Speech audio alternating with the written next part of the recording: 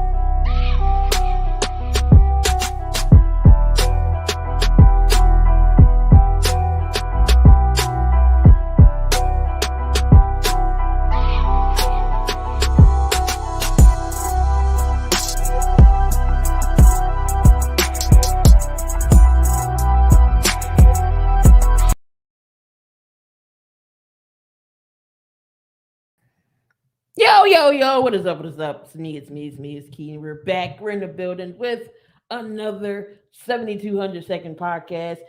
The hottest topics in 7,200 seconds. And y'all know I'm always joined by my guy. Coach Donte is in the building. What is going on, Donte? Man, I'm doing great, man. Playoff week this weekend, man. I'm going to be a busy man this week. Y'all already know what the play-by-plays. And the new merchandise shirt, all black, looking good. And I'm just waiting on the hammer shirt, man. So let's get ready. The hardest man here on the network.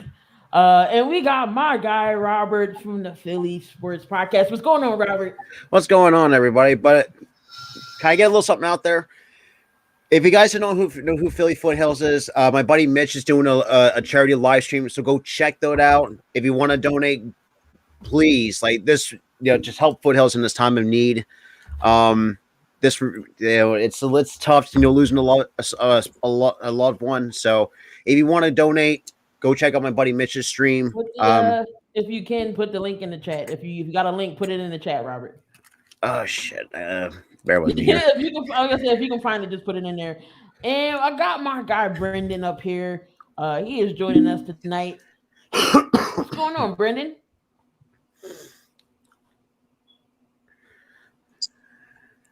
Hello?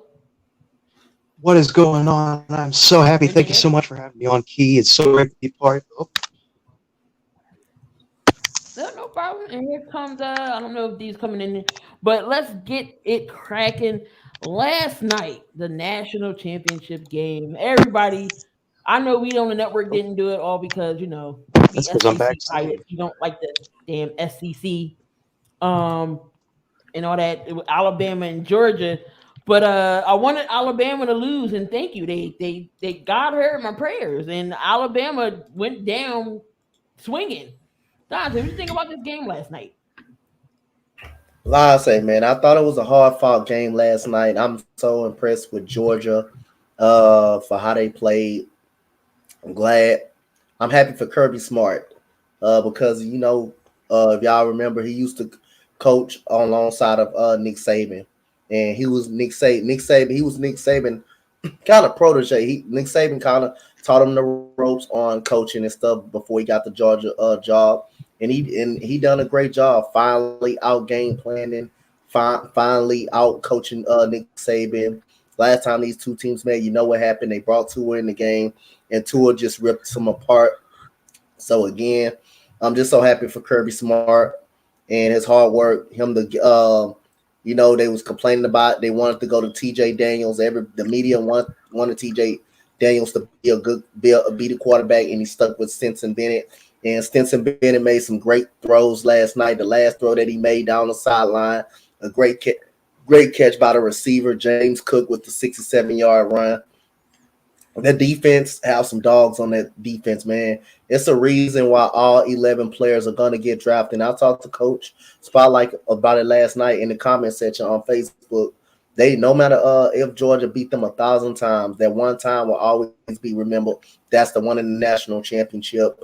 They have 2-3 good running backs they throw at you.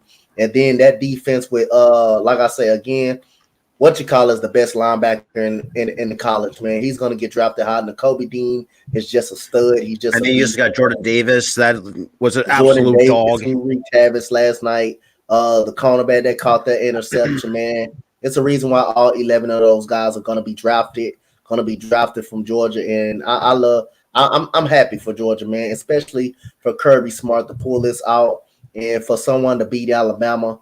And Georgia didn't beat them. They dominated them. They dominated them on both sides of the ball. Outcoached Nick Saban, outplayed the guys, outplayed them, and just Bryce Young just didn't have no answers. So I just want to give credit to Georgia and I'm happy for Kirby Smart, and we're gonna see what's gonna go on. But that defense is just monstrous on all sides of the ball. They got cornerbacks, linebackers, safeties, defensive lines. Just man. They got after it last night, so you got to get them credit. Can't stop raving about it, man. Hey, man, these guys are just studs. And Nakobe Dean and Jordan Davis, they're going to be in the first round, definitely. Nakobe Dean is the best linebacker that I've seen. Besides him and Christian Harris on 1-2. Hey, Key, how about would you take Nakobe Dean and Christian Harris for the first two, go double linebacker?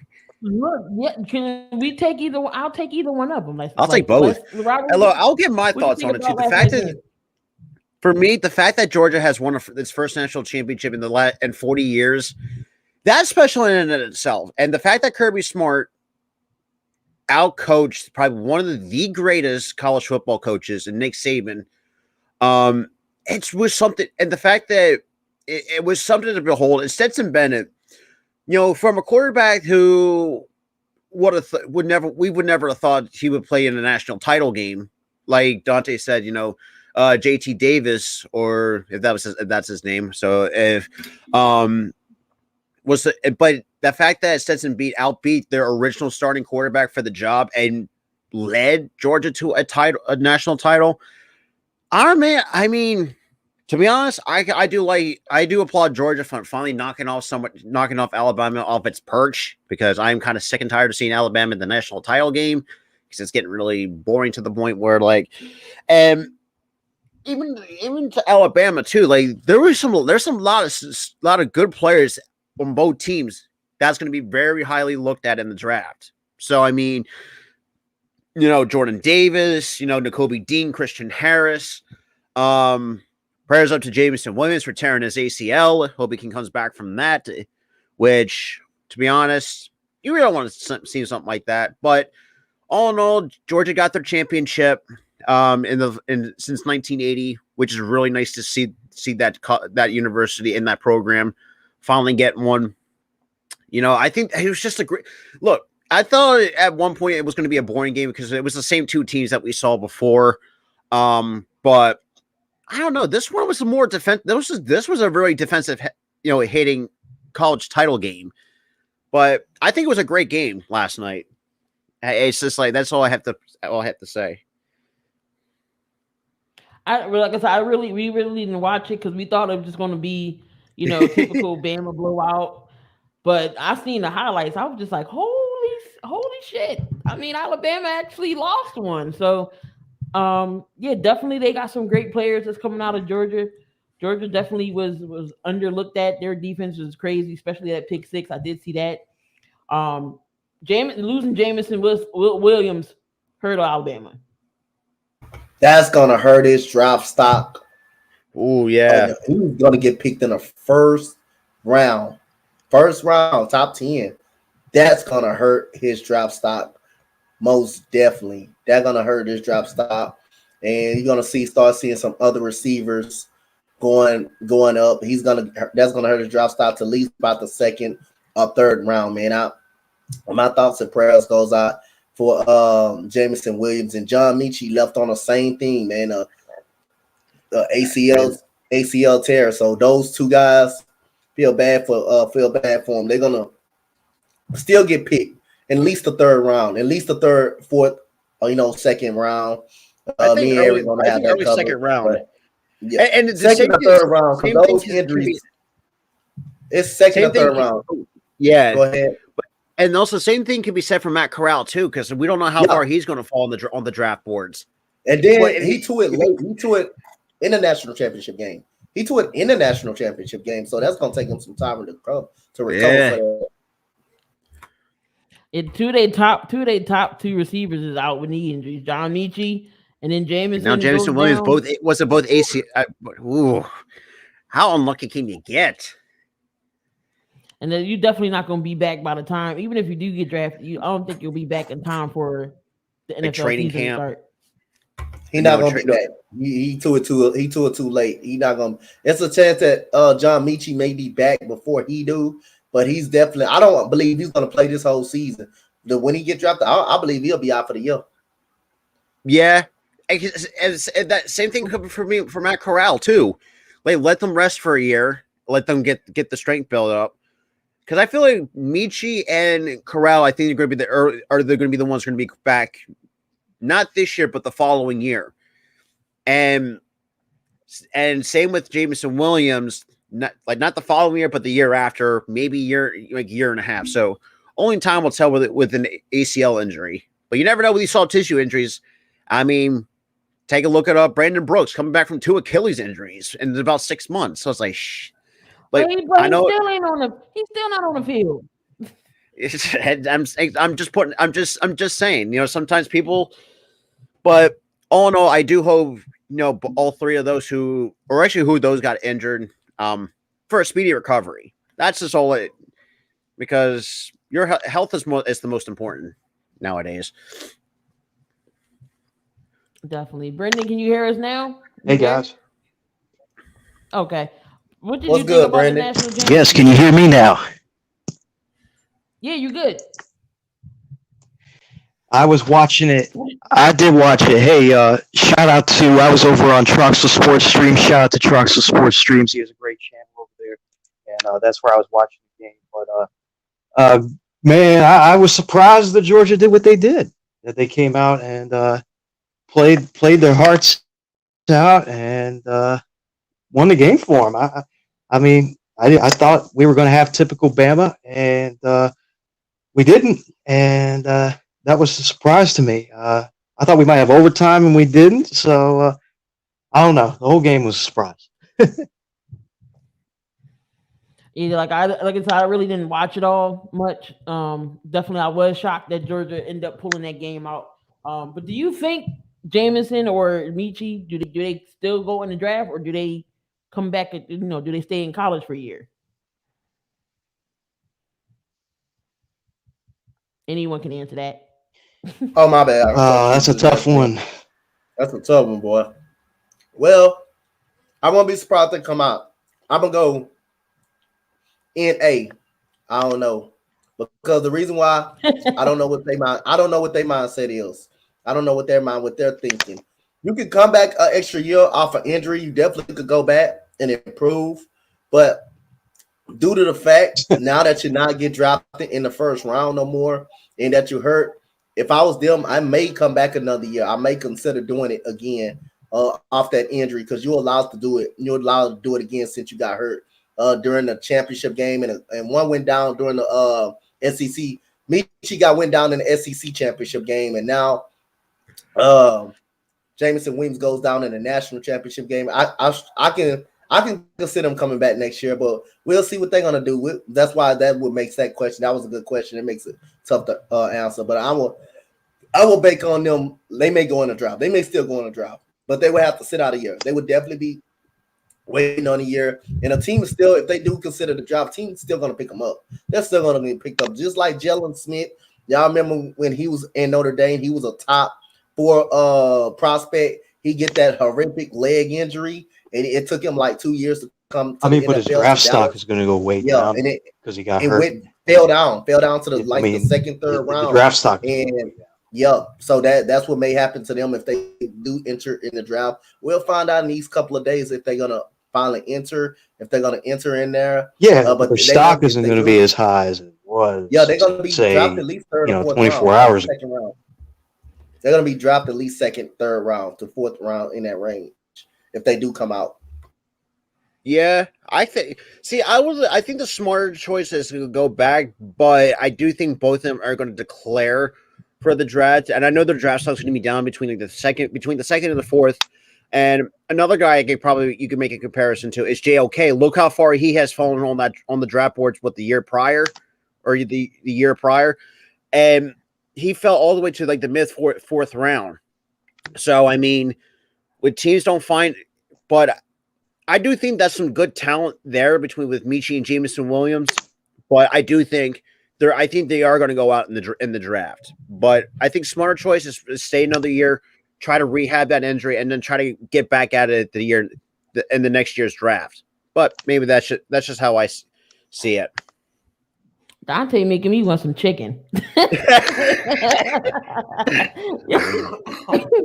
But no, Bennett, his stats was 7 for 26, 224 yards and 2 touchdowns. White didn't do too bad carrying the ball. He had 84 yards and a touchdown. And Cook also had 76 yards. And then Mitchell and Bowers had a touchdown each. And then on defense, He had that pick 6. Bryce Young throwing for 57 yards. I mean, throwing for 57 times. That's a lot. Yeah. 57 times. 369, a touchdown, and 2 interceptions. That's a lot to be throwing. 57 times. But since Jameson Wilson was down, Latu had 5 receptions, 102 yards, and a touchdown. Robinson Jr., 68 yards.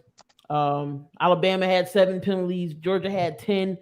Definitely, it was a defensive game in the beginning. I thought it was going to be an all field goal game because one time I looked, it was 9-3 or 9-6. I was like, okay, this is a good defensive game. And then that second half, it blew up.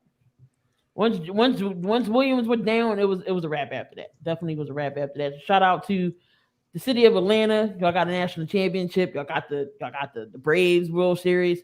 So looking up, all y'all do need to fix the Falcons now. Y'all be doing something because the Hawks is okay. You just got to fix the Falcons. So I don't know how long Matty Ice. I don't know if the Thrashers even have a Stanley Cup. If I'm not mistaken.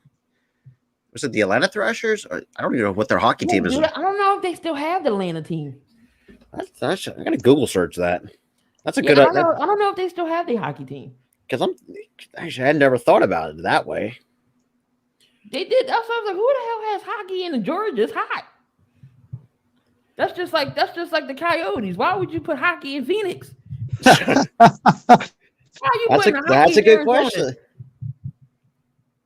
That made no sense. But yeah, they're still there. They're still there? Yeah, they're still in Georgia. They're still there. Wow. All right.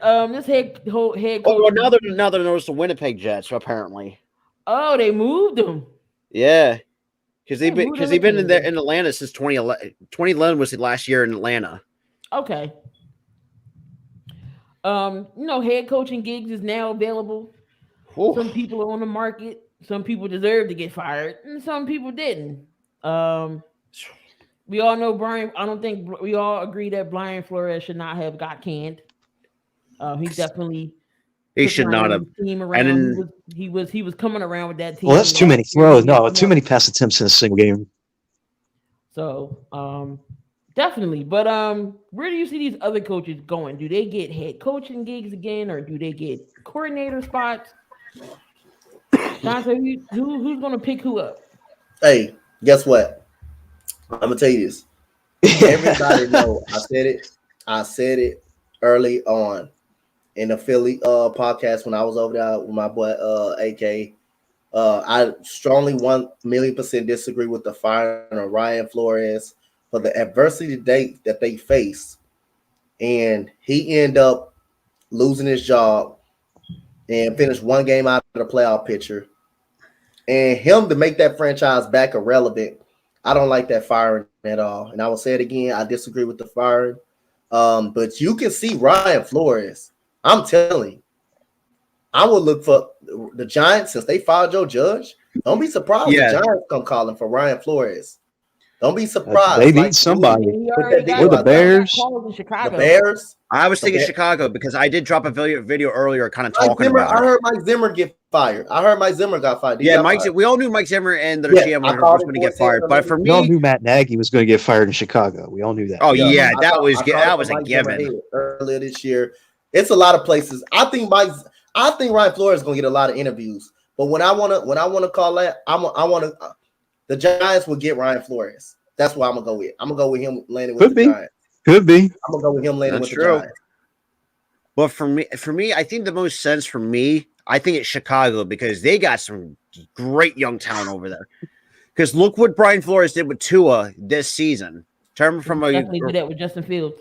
oh, absolutely. Because yeah. just because obviously not having Matt Nagy anymore and not even have a boneheaded GM and Ryan Pace to fuck it up. So I mean, I think that makes sense to have Brian Flores because I mean it's going to come down to either the Giants or Chicago is probably going to be the top two. Denver looking at him too since Vic Fangio. Yeah, well, and Denver's also looking at other players like. I forgot Denver fired their coach. Yeah, I Nick forgot Fangio. about that. Yeah, Big Fangio. Yep. And Pat Shurmur too. Yep. Don't be. I forgot sure. that happened. I guess that must have happened during that crazy week 18. Is the Giants, and don't be surprised if the Broncos.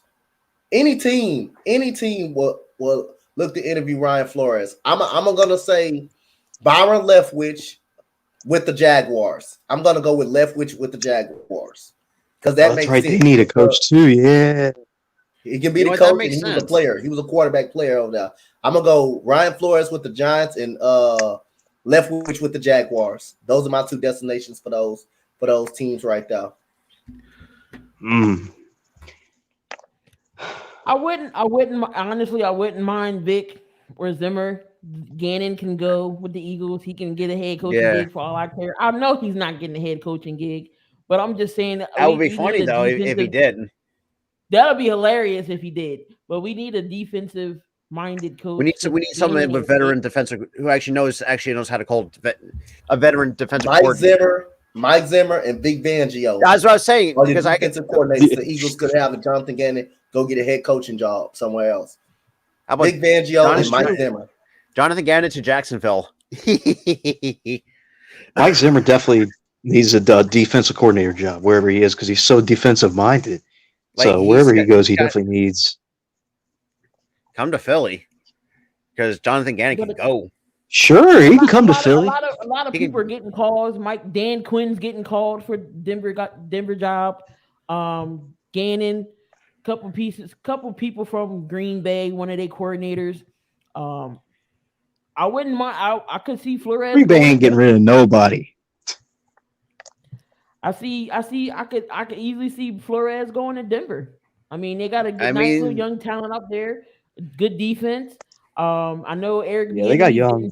Getting some jobs. Denver. Hopefully, because I think Bieniemy can make a good head coach. So, but we'll see if anybody gives them. Yeah, he's got. Well, I mean, Bieniemy's guided the Chiefs to Super Bowls. The last few years. So yeah, he could guide anybody. Definitely coming from that Andy Reid tree. So right. I mean, he's part of that family tree. Yeah, probably one of the greatest Eagles head coaches of all time. I don't want to toot the old bias horn. But you're right. He's been 14 years at the Eagles. It was just time to go, and then he goes and he gets Super Bowl. And we boot him out of town too. But I do think, and this is why I think I like Bieniemy. But this is what pisses me off is his past is what's keeping him from getting a job. I don't know if that's true or not, because I don't know, man. I have high hopes for Bieniemy getting. Actually, maybe I didn't. Oh well, I need to see what Spotlight needs to say about that. Coach Spotlight about Mike Zimmer or Flores going to the Raiders. No, I mean I think they would like Flores over there if they can't keep Bisaccia, but I think he wouldn't mind Flores for the Raider Nation. Flores can come the hell to the Raiders. Hell yeah. Tell him, coach. I love Ryan Flores, man. Yeah. I understand Rich Bisaccia has done an amazing job for the Las Vegas Raiders, but I refuse It would. I refuse if we. I will go insane if we don't get Brian Flores. But it's good coaches out there. Don't get me wrong. Just don't bring Pat Sherm. Don't bring Schumer. Don't bring Zimmer. Don't bring those guys. You don't want those. I think the Raiders should just keep whoever's coaching them right now because they're in the playoffs. Okay. As a Raiders fan, I don't know if you watched that game on Sunday. Of course I did. How that Raiders defense gave up 6 fourth downs in the fourth quarter. Do you want to keep a coordinator like that? The whole ending of the game was. Then we have an offensive coordinator that ran the same play back to back on one drive and expected it to execute on the second drive. The thing about it is about the Las Vegas Raiders, we have the oldest head coaching staff in the league. We have a bunch of grandpas and great grandpas in our staff. There's nobody under the age of 60 on our staff. What? That got to go. I think the only person that probably is young on there is Rob Milas, and he's a cornerbacks coach. But Gus Bradley, he's like 60 years old. Rich Bisaccia, about 75. Ron Millinari, about 80. Like, come on. Oh, no, I forgot y'all got Ron Marinelli. Yeah, we got Ron Millinari. So I'm just sitting here thinking like, okay, these young kids ain't going to listen to these calls. It's just not. So bring in Brian Flores, bring in somebody young that a coach that can relate to these players. What are we talking Eric. about? Yeah, what's up? You've been hiding from me. Have you? Hiding from what? He's been hiding from all of us. Oh, you're talking about our loss today? Yeah, coach, you've been not just a loss. It was not just a loss. It was an ass whooping. It was You talking about UFC? USC. He been talking about them damn USC Trojans. Basketball, they ain't played no goddamn body. They took an L to the last thing I'm gonna say is this before I stay in the background. Just to let you know, y'all was number 5th in the country, and Stanford was unranked, and y'all got spanked. Wow. We lost by 4 points. Y'all lost by 6. Y'all didn't lose by 4. What? The fact that Stanford is unranked and y'all was number 5 is still considered an ass whooping because y'all wasn't supposed to lose to them. The fact all for you, man. It's like y'all talking like you lost by like 40. I know, bro, we didn't get smacked. We just lost by 6. And I can completely understand that, but this team was not ranked in the country at all. So your team still play with heart, right? I mean, when you lose by 6, you still play with heart. They're the number 15 in the country. That means that means there was 4 other teams better than them in the nation. We talking about the whole United States. We played Oklahoma State, who was actually good. Stanford was probably ranked 135 in the standings, and nobody would have knew. I mean, they outplayed us. Shit. What do you want me to say? Like, they outplayed us. Eric, we play somebody. What do you want me to say? We play somebody, Eric. Y'all don't play nobody. Bro, you played an unranked team too. Like, it doesn't matter. But Oklahoma State was good. They're better than Stanford. Tennessee was ranked 18th, and LSU was ranked 21st. So we're not going to do that. And Oklahoma State is actually a good basketball team. They play in a tough conference. Big 12. We got 4 ranked guys. We got 4 ranked teams in the Big 12. Come on now. 3. And we got 4 though. We got 3 ranked, and you guys got 4. That's 1 more ranked, bro. You're making it. First you say we got smacked. Oklahoma State can beat Stanford right now. And then you say it ain't about that. You play one when you already have 4 ranked teams and we have 3. You're not about to do that. Move on to the NFL, Eric. I'll get to you later, Eric. We'll just move on to the NFL. We'll get to you later, Eric. After that loss to an unranked team, y'all will not be in the top 10 in the next couple of days. I'm just letting y'all know that right now. So just be aware. Just be aware that SC would not be in the top 10 after losing to an unranked team. Yeah, they'll drop to like 20. So Eric, we was talking about the head coaching vacancies that's available, trying to see where everybody gets moved at. And Damien had said Zimmer or Flores to the Raiders. How do you feel about that? Zimmer, is that Dinky again with his hot takes? Zimmer to the Raiders? What? No, Eric. I'll take Flores over. Come on, Damien. I'll take Hey, get after yesterday Sunday's performance of that 4th down. Yeah, hell yeah, Gus Bradley out, man. I was vouching for him, but damn, dude, that was pathetic.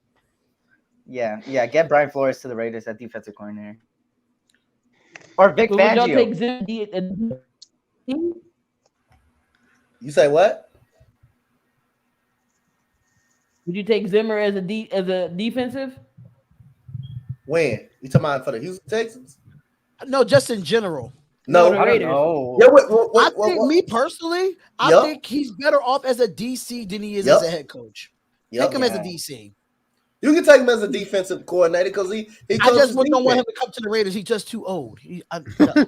Yeah, we need like I mean, Zimmer's always been defensive minded, right? We I mean, don't- he's we- always we been don't- a defensive Yeah. coach. We don't, Even though he's we a don't head need- coach. We don't need players that have Right, I 6 mean- children, and all them 6 children got 3 kids each. So he's a great grandpa. He's a great Yeah. granddad. Like I say, I'll take Brian. Yeah, no. Like I said, Brian Flores or Vic Fangio to defensive coordinator for the Raiders. I'm telling y'all, mark my words. Byron Leftwich to the Jaguars, and Ryan Flores can go anywhere right now since he's going to be the hot coaching name right now. He can go anywhere. He can be interviewed anywhere. Yeah. I'm going to say Brian Flores to the Giants. That's my bold prediction. I'm going to say him to the Giants. Brian Leftwich just sounds like a Jacksonville Jaguar. I don't know what it is. And Harbaugh or Kellen Moore to the Raiders. Harbaugh or Kellen Moore to the Raiders, to the Las Vegas Raiders. You think the team actually bring Kellen Moore out Who? from Dallas? Kellen Moore, the offense. Kellen Moore. Kellen Moore. Kellen Moore looking for a head coaching job. He's not going to go somewhere to go from an OC to an OC. That's not going to happen. I think Kellen Moore would make a great head coach for the Raiders. I'm just kind of nervous about his inexperience as a head That's coach. true too. That's my only problem I have with it. For me, I care about more of the coordinators, you know? Like, we just need that offensive mind that's going to do unique plays, not this bull run again. run it, not play for the tie. You know what I mean? Yeah, like we're not even Derrick Henry and shit. We don't got Derrick Henry shit. We're acting like we got him. Or Jonathan Taylor, and we keep running. They actually got Jared Mayo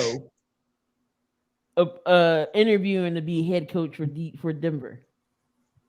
Who the heck is he? I remember he was playing with New England. Couple other interviews: Eric Bieniemy from the Chiefs, Jonathan Gannon from the Eagles, Luke Getsy from Green Bay, Aaron Glenn from Detroit, Nathaniel Hackett from Green Bay, Jared Mayo. Oh, speaking of Detroit, you know who did get fired yesterday, and I saw was Anthony Lynn got fired yesterday. Yeah. He might be looking for a head coach. I love the fact that they fired that scrub of an offensive play caller. He's a scrub of an offensive play. No, Dan Campbell ended up doing most of the play calls second half of the season anyway. So yeah, he needed to go, but he might be looking for a head coaching job now. If somebody give him a head coaching job just in the season, just like the Jets. JETS. Jets. Just end the season. Hey, all I know is I know for a damn fact if the Raiders would have lost on Sunday, we would have been in this carousel too. Rich Bisaccia would have been gone. Probably Gus Bradley would have been gone. Everything would have been That, you know what? I can't disagree with that. I'm just happy we don't have to go through that. We got one more week of football. Let's go. Oh, And we got Julio coming to. Down. but hey, So let's in the break playoffs, down everybody starts the- 0-0, right? Hey, it's a fresh new slate. Yep. That's what's Let's That's Wow. right. Everybody Down. starts 0-0. It's just that 25 break degrees down in this- Cincy. Wild card weekend. Oh Lord. Oh this God. is gonna be interesting. Oh Lord. All right, so Saturday, we got 3 games on Saturday. Up first is the Las Vegas Chargers. Oh, you whoa, Raiders. whoa. Yeah, I had to grab it on my brain because y'all was talking about Anthony Lynn. Relax. We about to cancel cultural key in the building. Man. It's like no. Oh. We got the Raiders going Just to up give y'all against- a heads up. Spotlight will be there on Saturday to do the Raiders. Okay, for sure. Oh yeah, Spotlight. I had to say one more thing. I'll probably text it to you, but I should be good Thursday, Friday, Saturday. I'm not going anyway. All right, just text me that so we can get that For sure. figured out. All right. Anyway, All right, so we where were we? got these games. So again, it's Vegas up against Joe Burrow and Jamar Chase and the Bengals. Now the Bengals did beat them in the regular season. This looks like this out for a revenge game. So Dante, I'm gonna start with you. I got a couple questions here. So who wins this game and who's gonna be the X factor? Oh my God! So coming into the playoffs, you know, thanks. You know, I told y'all if the Chargers do not make the playoffs, and I know Jake should be kicking himself in the behind. You know, the Houston Texans. That was the biggest loss of the season for the Chargers. That was the biggest loss for the Oh season. yeah, I remember that one. Actually put them out of the playoffs. Right there, that game right there put them out. Basically, put them out. But the Raiders, I don't trust in this defense for the Raiders. Don't y'all know how many fourth downs they gave up now, including you know, that catch that probably wasn't a catch, but that doesn't negate how many fourth downs that they gave up. They gave up so many fourth downs. It was so many guys set in that damn soft zone, and the guys was wide open. It was just pitiful, and it was just ridiculous that night. The Bengals have a little bit of a better defense. They have a good safety in Jesse Bates. Before They you have go down wide there, I receivers. just want to throw this out there. Go ahead, Coach. This is not really a hot take. This is actually a stat. Joe Burrow is the number one quarterback in the league that gets sacked the most. Yeah. So just take a look out for that front four for the Raiders. That offensive line versus that defensive line is going to be the factor in who wins this game. Yeah. So I think it's tough because the Cincinnati Bengals legit got three good receivers. Jamar Chase is a great receiver. You can see that from a mile away now after this rookie season. Tyler Boyd is a quiet, good receiver that nobody really actually talk about that much. T. Higgins is very good. Even the tight end, CJ Muzama, they got a stud running back, and Joe Burrow. The only real weakness of that offense is that offensive line. How would they fare up against Crosby and those guys, Agakwe and all of those guys, and Masick? How would they fare against those guys? But other around, Bengals offense and their defense looks better than the Raiders, but the Bengals have not yet to won a playoff game. They have yet every time they have lost the first round, every single time. But dude, this is a different coach. This is a different team. It's kind of a tough game. Want to go with the Raiders right here. And you know what? I'm going to take Derek Carr and the Raiders right here. I'm going to take them. The hottest team in the playoffs. The hottest team that's going into the playoffs. I think I think they can disrupt Joe Burrow, even though the loss from this year, that loss won't matter if they lose this week. If they can beat them this week, that loss won't matter in the regular season. I think the Raiders can make them. Who the X factor? Like I said again, I believe they got to get the running game going. They have to get the running game going, and the receivers have to get open. I know I can trust Hunter Renfrow. I know I can trust him on third down situation. Darren Waller was non-existent the other night, but I think they doubled him. I think they took him out of the game. And you're gonna need your receivers to make some big catches. They didn't have Djax either. And the running game will be a factor in this game. So I'm gonna go with the running game and Josh Jacobs and this offensive line for the Raiders. I think that's a big X factor as well. That's how you get that defense of Cincinnati to play back off you. And Derek Carr needs to be the ball needs to be in his hands a lot. The ball needs to be in Derek Carr's hands a lot. So I'm gonna the S factor will be Derek Carr in this game, in this running game, Josh Jacobs. That's two S factors for the Raiders in this game. And for the Bengals, this offensive line definitely got to hold up. And Joe Burrow, his first playoff game, it's a lot of pressure. Those are the S factors for the Bengals. Robert, who you got? I'm going to go with the Raiders because, like Dante said, they are the last 4 weeks. They are 4-0, so they're the hottest team coming in. like Joe Burrow, obviously a rookie quarterback, is known to be sacked a ton of times, and we saw that sometime this year and a lot last year. I do think the Raiders have a lot to prove. Well, not say a lot to prove, but just got to get that running game going. I do think Josh Jacobs is a great running back, but he's just got to stop doing that finesse bullshit and start running upfield. Because if he can start running upfield, Josh Jacobs cannot be caught. And because I think he's going to be the X factor offensively, but defensively, I'm saying Max Crosby is going to be the X factor on the defensive end of the football. Because think about this, it's like if you took that game against the Chargers, Max Crosby balled out. I've never seen Max Crosby ball out before. And that was the first time I've ever watched Max Crosby play. And I do think he's going to be one of the X factors on the defensive end of the football. And I think Josh Jacobs is the offensive X factor. And with Cincinnati, you better pray for their O-line to hold up against that hopefully need that decent pass rush.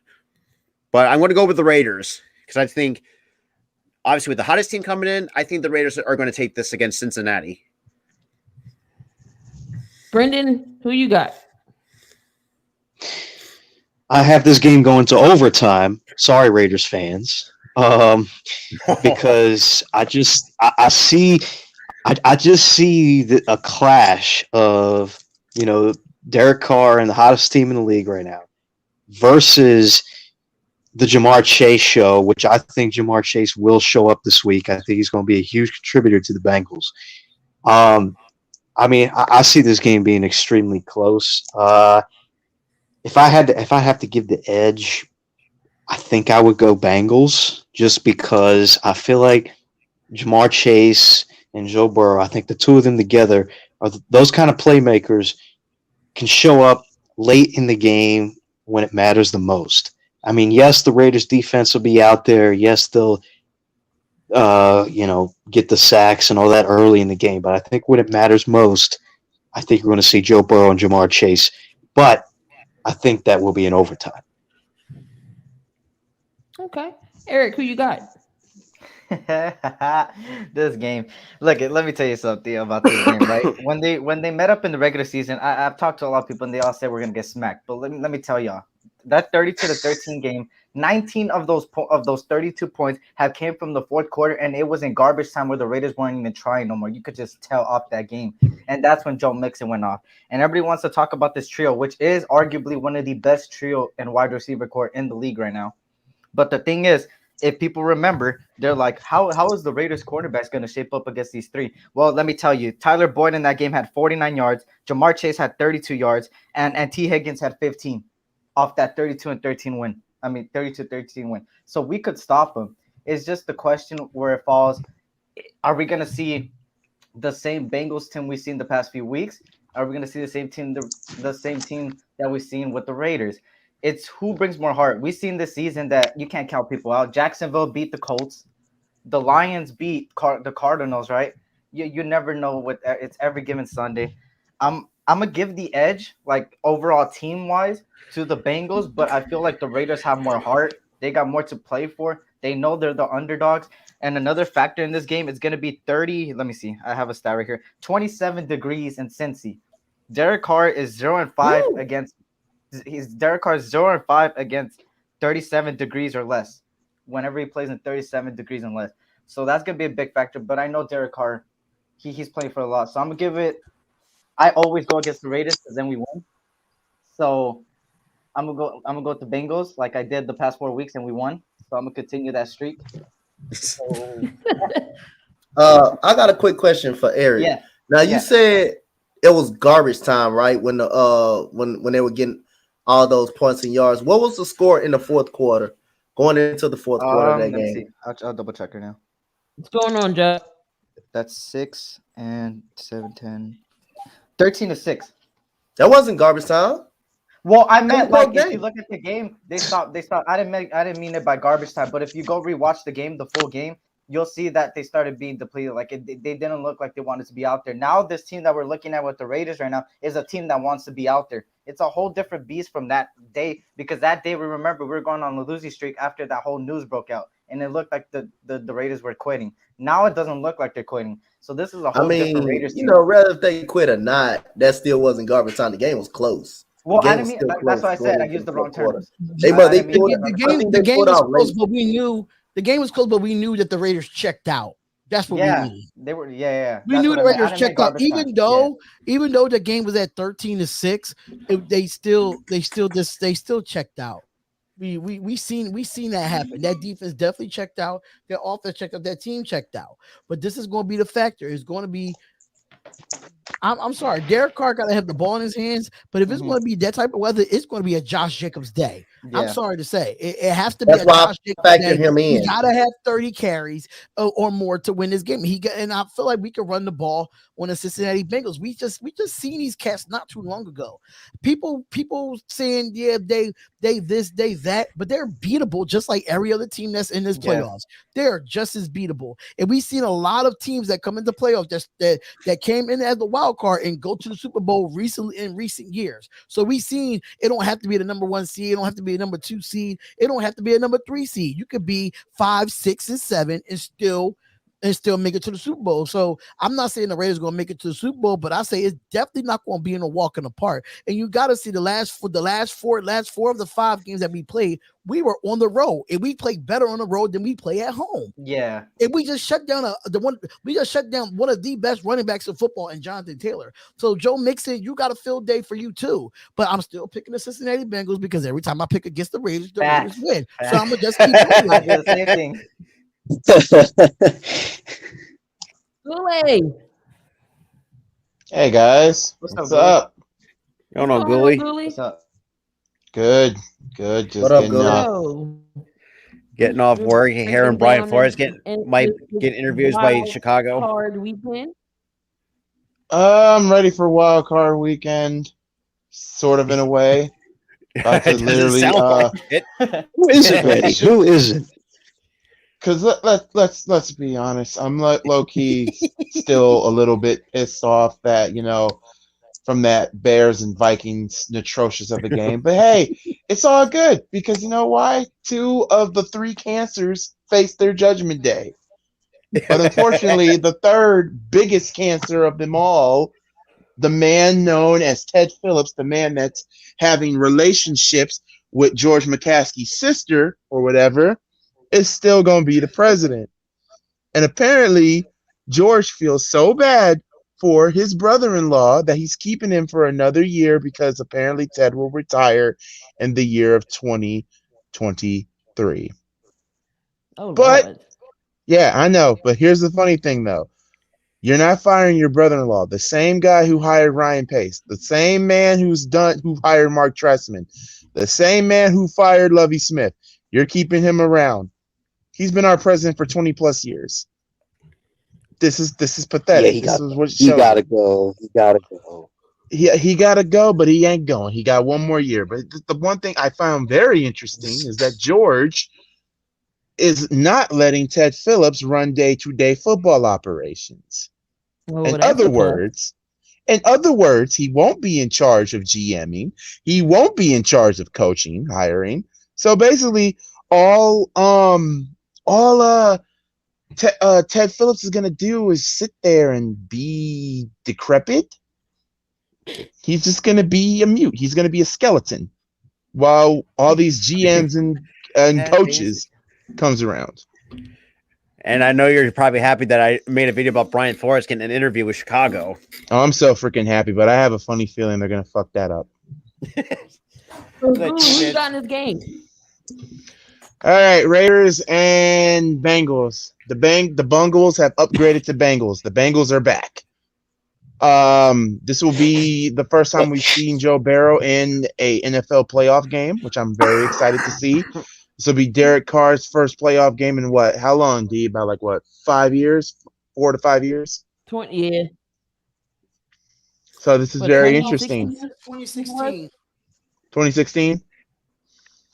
So, yeah, I'm very excited for that. Very, very excited.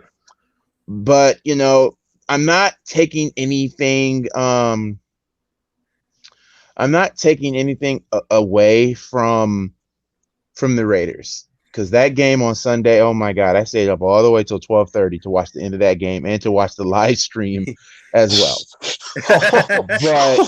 But the fact that everyone's entitled to their opinion. Thanks.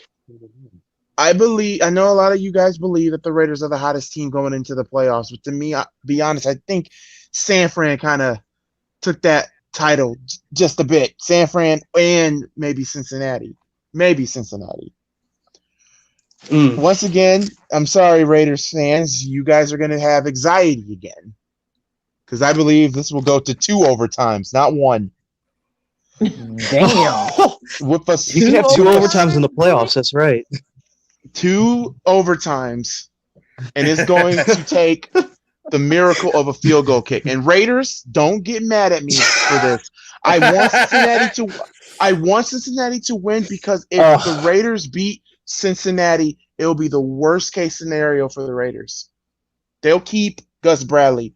They'll keep, Bill Goldberg Sr., which I think Bill Goldberg Sr. actually could be your next head coach. But Gus Bradley, the ball's on his court. Can he adjust his defense? Can he not have his defense be conservative, especially when you're having a dynamic duo of Burrow and Chase out there?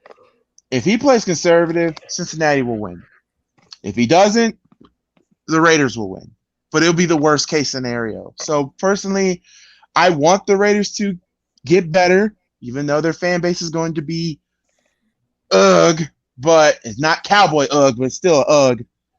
I'm going with Cincinnati by 3, 33-30, 2 overtime victory. Goody, you know that in the last couple of weeks you picked against the Raiders and we won.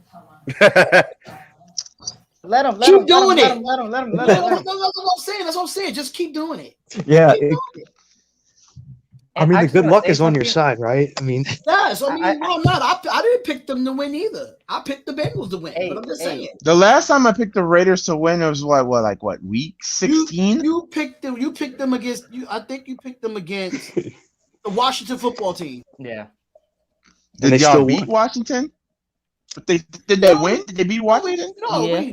we lost when you picked. No. the Raiders, They we- Washington beat them. Remember that was Washington the beat. Washington when you beat picked- them. when- no, yeah, when that you was back when Washington was still trying to hunt. When I Yeah, pick that's y'all, right. y'all, so basically it's the Minnesota curse. Okay, that makes sense. Yeah. So every time I pick y'all lose. And I kind of need y'all to lose so that way Mark Davis can open up his eyes, the lazy Garfield looking fuck. And low-key open his eyes and see see that this is not working, mostly in the defensive coordinating position, and just see. But at the same time, every time I don't pick y'all somehow win. Gully, me and Eric has been like this the last 4 weeks. We have not picked our Raiders the last 4 weeks. And Yeah. we're 4-0. So I'm keeping it that way. And they won. Yeah, And- yeah. and- No, Spotlight's got to keep it that way. I'm gonna go with coincidence here. I'm still gonna keep Cincinnati. All I know is I hate fake accounts because I just seen Westbrook traded and I thought it was real and I was about to celebrate and it wasn't real. I was gonna be Dude, hey man, Westbrook's not getting traded. But hey, Tobias Harris and freaking Signed a big Ben deal. Simmons gonna be traded for Atlanta. I swear, if you guys get Josh Collins and a first round pick, dude. Oh my god. All right, so we got the night game for Sunday set for the Bills and the Patriots to fight yet again. Third time would be a charm for somebody. First meeting, the Patriots ran all down Buffalo's throats. The Bills came back in the next game and won that. So who ends this rubber match? Eric, I'm gonna start with you.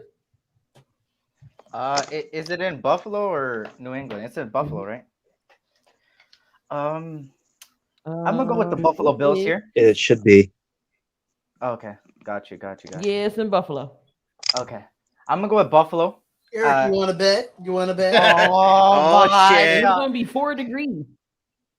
Oh, Wait, no, Eric, I might oh, play with damn. you. Oh, We're damn. not- Oh, is it we're not really? betting. Wait. I can't bet after that 4 degrees shit. Yeah, I was really trolling you, Eric. It's fine. It's fine. That first time they met up, it was like 4 degrees, and we all seen what happened when they were just running, and Mac Jones only threw 3 times and they won. I think, you know what? Still give me the Bengals. What the hell? The Buffalo Bills. I'm gonna keep saying it. I know everybody says it's a dumb take, but I've been saying it, and ever since I said it, the Patriots have been 0-2 against the Colts and the Bills. When I called them not the team, they're not the hottest team, and they weren't even on the streak. And look at what happened when I said it. So I'm gonna go with the Buffalo Bills here. I think third time's a charm, like you said, Key, and I think Josh Allen is not going to throw too much, but I think they'll finally get the run game going. Maybe some raid options or something. But yeah, I'm going to go with the Buffalo Bills here. I'm going to say they're going to win by 28-24. Who do you think the X factor will be in this game? I think Josh Allen, because we always seen when Josh Allen crumbles, they lose. And when Josh Allen doesn't crumble, they win. So I'm going to go with Josh Allen here as the X factor. I think another X factor could be the running backs, because the Patriots are going to know that, oh, Buffalo is not a running team, so it should be easy. But if they could get their run game going, they'll catch them off guard. And Bill Belichick has to do Bill Belichick things in order to beat them. So I'm going to just go with the Buffalo Bills here because of that. And the X factor is Josh Allen and his defense. Donte.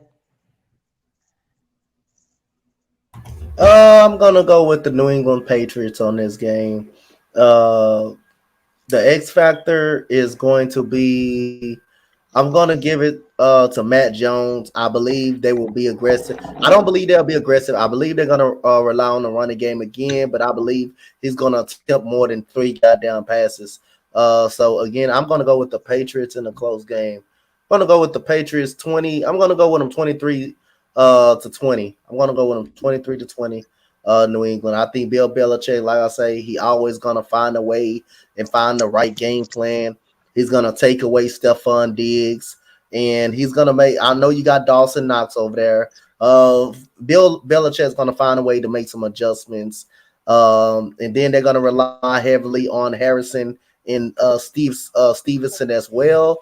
I'm gonna take the Patriots in this game, and Kendrick Bourne has also been good as well for the New England Patriots as well. So I'm going to take the New England Patriots. I'll take Bill. I trust Bill Belichick to make the right adjustments, and I believe Matt Jones is going to throw more than 3 goddamn times this time. So I'm going with the Patriots 23 to 17, 23 to 20 in this game.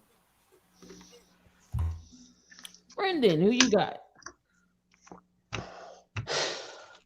Well, if you say, Key, that it's going to be 4 degrees, we're going to have another low-scoring game, 17-16 kind of game. I mean, if we, what was it, 14 was any indication of what's going to happen, maybe it was 13. I think it's going to be similar. I think there's going to be a lot of running the football, and I don't know if this is really a good matchup for Mac Jones because it is his first playoff game, and I don't think the weather. I mean, it's a good matchup for him, but I don't think the weather's going to play out for him, so we can see the real Mac Jones. I think the X factor. I agree with Eric. Will be Josh Allen, because I think they'll use him a lot in the draw plays and RPOs and stuff like that.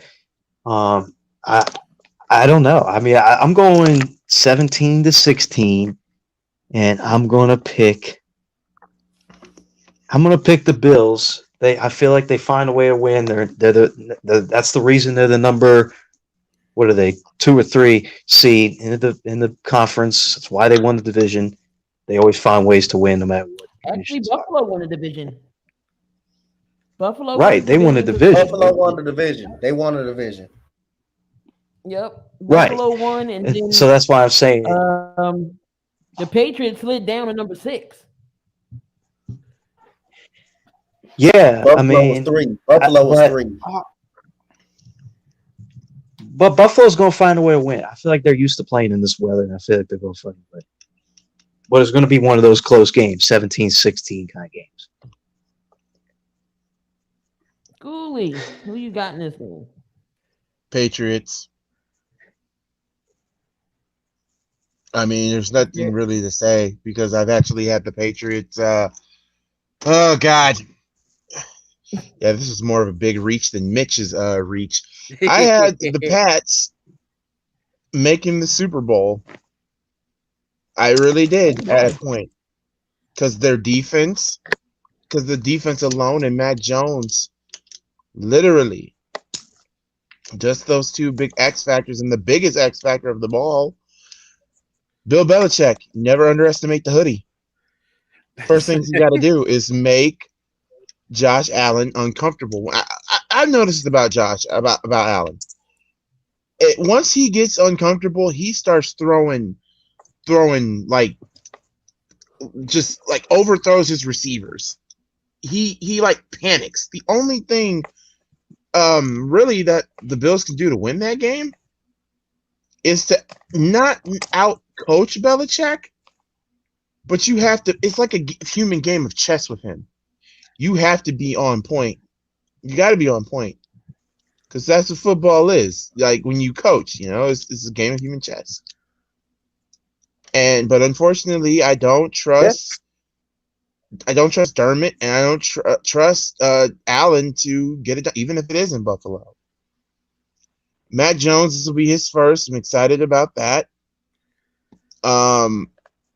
Yeah, I got the Patriots winning, and unfortunately, I have to agree with the bowl cut wonder and his beautiful hot takes that can make that can make Ray Charles be cured of his blindness. Calling him bowl cut wonder. 23-10 is going to be my score, and the Pats will win. Defense will get 2 pick sixes in this game. For me, Damn. I'm going to go Buffalo because obviously, I mean, we all know what Josh Allen can do when he's not rattled, but obviously this is Mac Jones' first playoff game, so there's going to be a little bit of pressure there. Not to mention Buffalo is at home, and we know that Buffalo plays well at home at most of the time. But for me, the X factor, other than Josh Allen, is probably good. If they can get the running game going, don't be surprised if Devin Singletary goes off to help with that running game. And obviously, Josh Allen is probably the primary X factor, but I think Singletary is probably going to be the secondary X factor. If the defense holds up, I think it's going to be a 20-16 victory for the Buffalo Bills because it's going to be very close. That's all I had to say on the Buffalo Bills. That was your two Saturday games, and Sunday's games gets down to the nitty gritty. Games on Sunday. Of course, the first game is going to be the Philadelphia Eagles going into Tampa Bay against the Bucks. Rob, I'll let you go first here. Who are you taking, and who's the X factor in this game? For me, obviously, it's the Eagles, and the X factor should be the running game.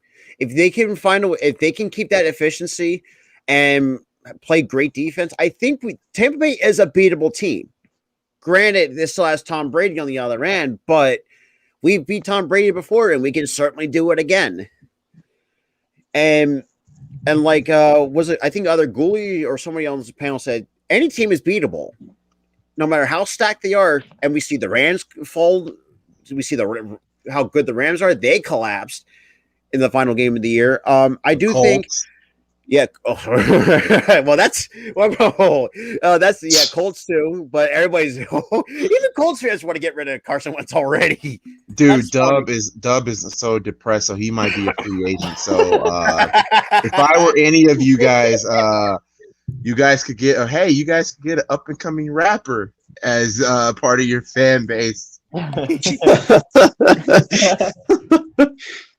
But with all that jokes aside, I do think the Eagles going into this has obviously that last game of the year was meaningless, but obviously we're having our full starters healthy, and Devontae Smith is probably going to go. I think, like I said, the X factor is going to be the running game, and probably Nick Sirianni. Nick Sirianni in the running game is going to be the X factor for the Philadelphia Eagles, and Jonathan Gannon, I swear to motherfucking God, if you do make the right adjustments by the end of the year, you can just get out of here if you don't make those adjustments. But I do think I think this is going to be, I'm going to say 28-7. I'm going to say 28-17 Philadelphia. Donte. Do I have to pick this game? Actually, I kind of want to go with the. I kind of want to go with Coach Spotlight and Eric in a non-pick right here, because again, it's something about this game I don't have a good vibe of. I know we can say that Tampa Bay is injured. We can say that. We can say they don't have their receivers, but they do got Tom Brady. They do got Leonard Fournette, I believe. If they don't have, they do got that guy. They do got the three great. They do got Devin White. They still got Shaquille Barrett. They do got Vita Vea out there. So they do got some, good defensive pieces out there. They do got Jamel Dean, who's capable. Carlton Davis, Edwards. They still got those guys out there that can cover. And what do we have? We have Devontae Smith, yes. That's very good. That's very good. A talented guy. So we do got to rely on our running game. But what if it stopped? What if the running game is stopped? Like we said, which is very rare people did that this season. But what if it stopped in the playoffs? Todd Bowles defense. What if that stops? Can we trust Jalen Hurts to beat them with his arm? I don't know yet. I think Jalen Hurts has had a good season, but I still think he got a lot of things to improve on. He still got a lot of things to work on. Shaquille Barrett, last time we played him, he took whoever was on that left side, he took Dillard to school last time we played him. We played them. That defensive line do got capability against the quarterback. Sometimes Jalen Hurts is not going to be able to run about the pocket in this playoff game. And who do I trust more?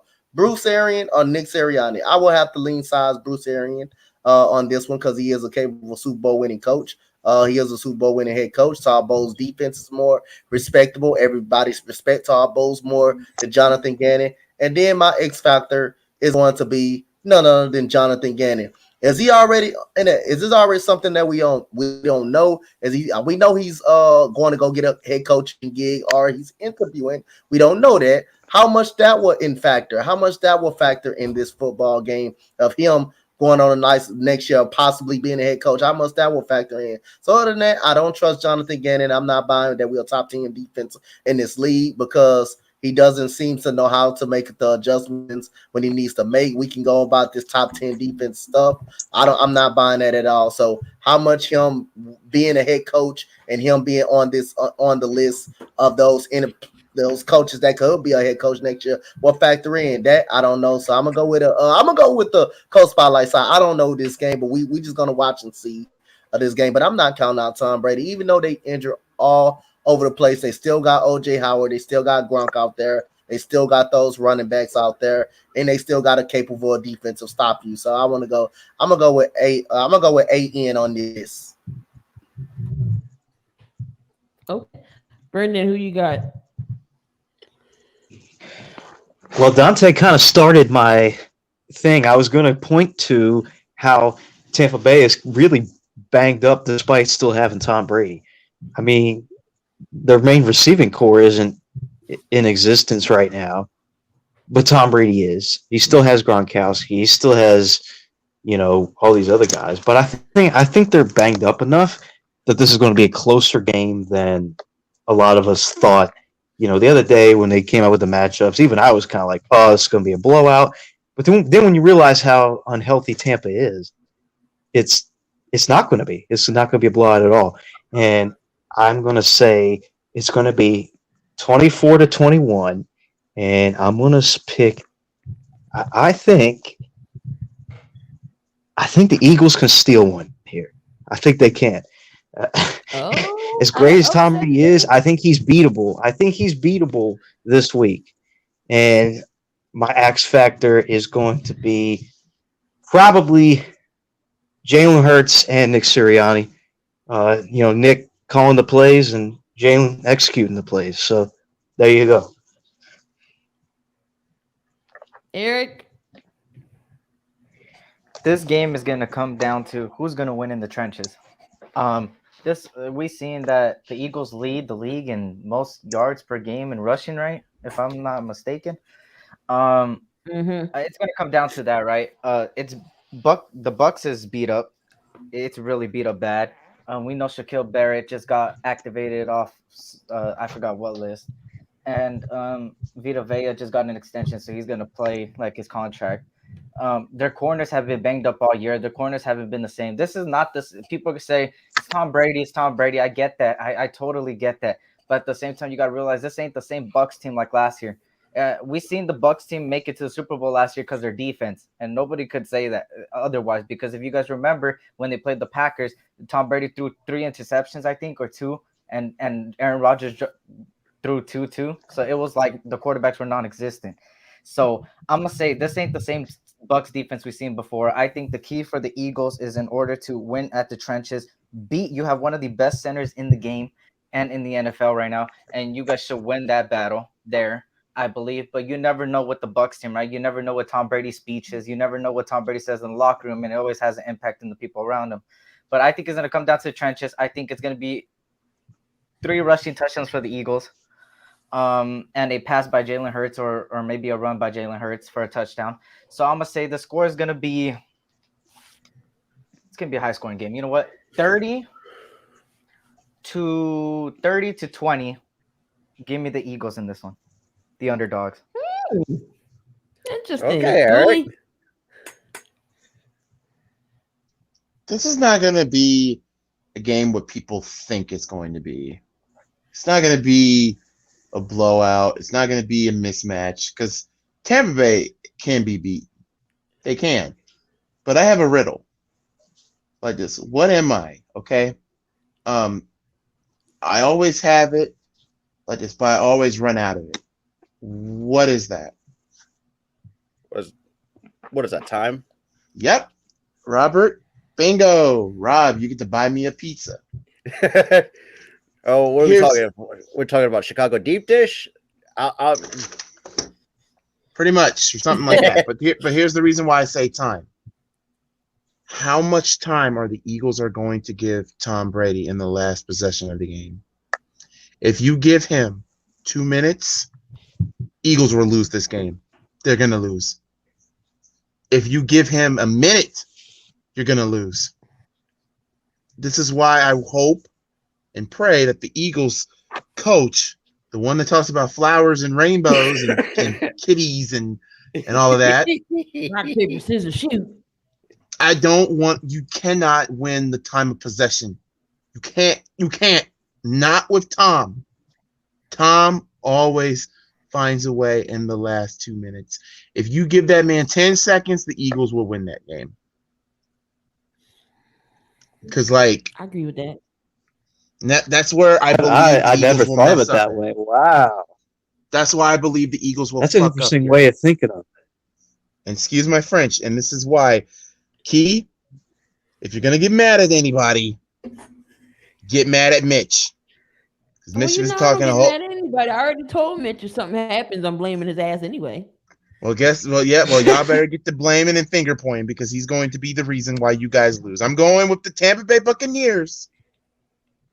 20-17 field goal kick to win it.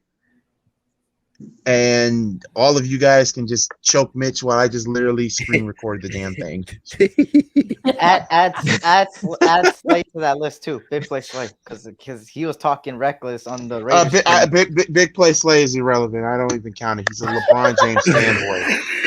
Anybody that's a fan of LeBron James, you are irrelevant in my eyes. I'm a Lakers fan, not a LeBron fan. You're just going through trials and tribulations right now, Eric. Yeah. Right